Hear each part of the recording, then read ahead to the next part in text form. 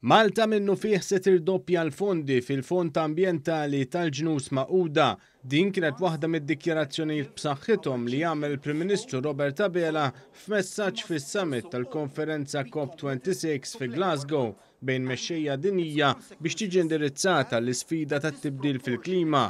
Il-Prim Ministru tenna l-impenn ta' Malta sabiex timplementa l-istrateġija ambizzjuża biex pajjiżna jnaqqas il-livell ta' karbonju b'miri sas-sena 2030. Spjega kif Malta ser tkun ukoll disposta li tin gżejjer żgħar oħra jelbu l-isfidi li qed iġib magħha tibdil fil-klima. Dan anke permezz ta' skambju tal-ideat imsawra mill-esperjenzi li pajjiżna diġà għadda minnhom. Transformation, infrastructure and adaptation capabilities need financing. It must therefore be ensured that funds are channeled to where they are most needed. Recognizing that developing countries are facing major challenges, Malta is committing to immediately double its contribution to the Green Climate Fund as of now. Dr. Abela saħaq li dan huwa l-mument li flimkien nagħmlu differenza kontra t-tibdil fil-klima. Fid-diskors tiegħu il-Prim Ministru rikonoxxa l-importanza li l-mexxejja madwar id-dinja jirrikonoxxu l-bżonn li jsir sforz kollettiv kontra t-tibdil fil-klima. U stqarr kif dan is-summit huwa l-ewwel pass. We must believe that together we can make the difference for our children, our families, our peoples, and above all for humanity and our planet.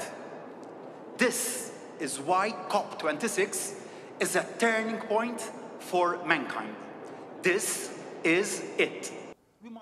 Il-Prim Ministru stqarr kif dan l-impenn li ntwera fis-summit issa jrid jinbidel f'xogħol mill-pajjiżi differenti, qal kif issa trid issir ħidma b'passjoni u impenn sabiex il-messaġġ Building Back Better ma jibqax biss espressjoni retorika.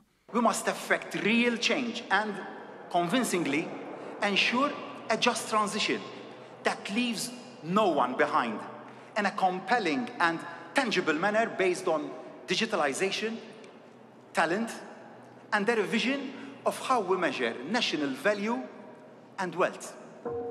At the same time, we must reinforce our ambitions for collaboration and solidarity. The prosperity of one country should not translate into the isolation of another. The planet's new future should be based on the alignment of nations in their right for a better world. A world without disparity.